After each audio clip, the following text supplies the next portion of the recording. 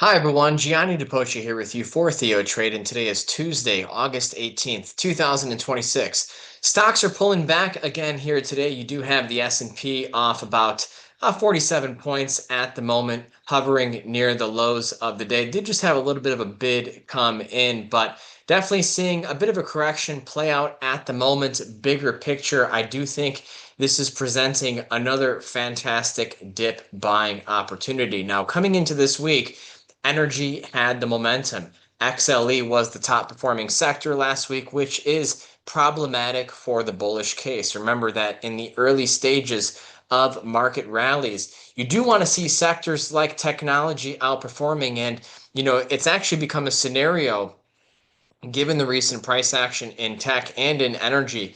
They're basically competing neck and neck against one another for the best performing sector year to date and over the last 52 weeks or the last year. And so, when tech overtakes it, it's bullish. When energy overtakes it, it's bearish. We're seeing it play out once again that every time energy shows some resiliency or the price of crude oil starts to rally, it creates tension in the stock market. But some very interesting price action playing out today because 30-year bonds did drop to a new low, but the 10-year note did not make a new low. And, I've been looking for a low of significance, not necessarily the start of a new bull market by any means, but a low of significance that could lead to a multi-month rally in bonds within the longer term downtrend. Bonds are in a bear market, but there are times where you can get multi-week, multi-month rallies, and I think that would be a massive tailwind for stocks. I mean, if you look at the 10-year note, you haven't made a new low here in August, and so you have that situation playing out. There's even rumblings of the Bank of Japan considering shorting crude oil futures. Obviously, the geopolitical situation does not look all that rosy at the moment, but oil prices are down a little bit on. Well, you did that the contract roll. You're now trading the October contract, so pretty much flat on the day.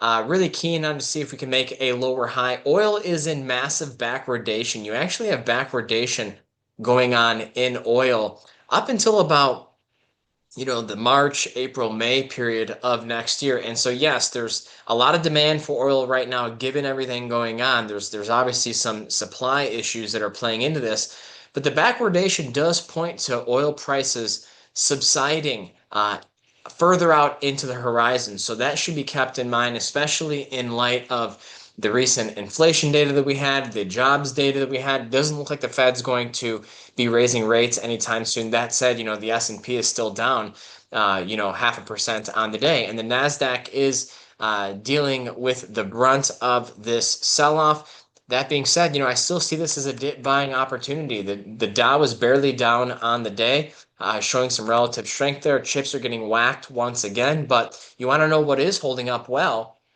It's a sector and a space that we've been pounding the table on recently, and that's software. Software is showing relative strength within the tech space again. I'm not really that excited about semiconductors, save for a few select opportunities here and there going into year end. Software is a completely different story, though, and it's being buoyed by names like Microsoft and by names like Palantir, and even names like Salesforce, which is up over 4% on the day. Salesforce is a Dow 30 component and could easily lead to a resurrection in the software sector in the coming weeks and months. And the other thing too is you have earnings coming up on Salesforce in just a couple of weeks. There's been all this talk about AI being a death knell to the software sector, but I think that's all wrong. I think AI was definitely a fork in the road. It is a fork in the road for software, but it's going to make winners, it's going to make losers, less competition in the space because of AI. Those that survive won't just do that, they are going to thrive. And I think some of these big companies are poised to capitalize on this very well. So software is still looking good. Biotech, I like what's going on in there. In fact, over in the Trinity trade, we have a big mover on the day. Amylyx Pharmaceuticals up over 56% on the session after some good drug trial results.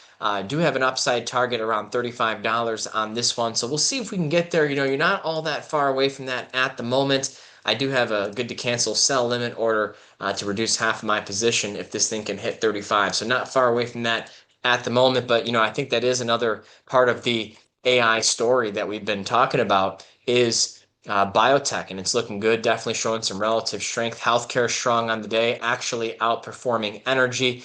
And I think really the last domino that needs to fall for bulls to reassert their momentum here in the near term is for energy to pull back. So I'm watching that. I like what's happening in biotech. I like what's happening on software.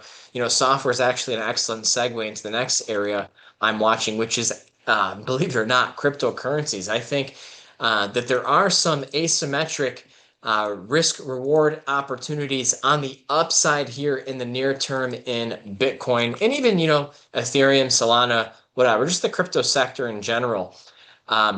Crypto is still in a bear market. It is making lower lows and lower highs. However, there are some time factors that I follow that are showing that, hey, you might get a little bit of a pop here, a pop so much so that you could start to question the state of the bear market. But I mean, even if Bitcoin rallied to 75, 78,000, that still wouldn't be a clean, definitive higher high. So beware of bear market rallies that can be very powerful, but you do have the White House, some sort of crypto summit going on tomorrow, worth keeping an eye on. But I think what is most noteworthy is how crypto has historically tracked and lagged, been exhibiting positive correlations with the software sector over the years. So I'm watching that very closely.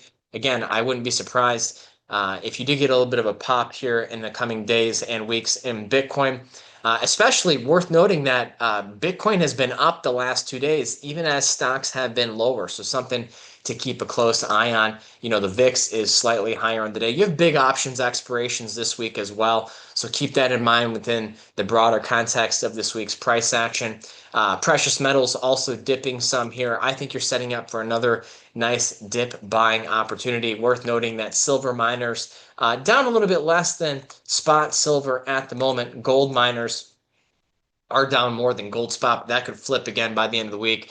I do get the sense that something is on the verge of shifting once again in this market. But remember the positive correlation between oil and the dollar now. When oil goes up, it pushes interest rates higher, it pushes the dollar higher.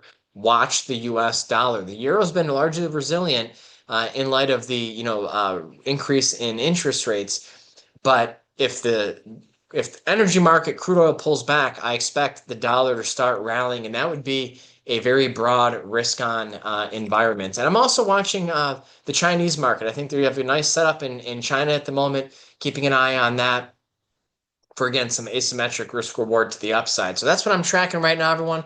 Thank you so much for tuning in, and I hope to see you inside the trade desk.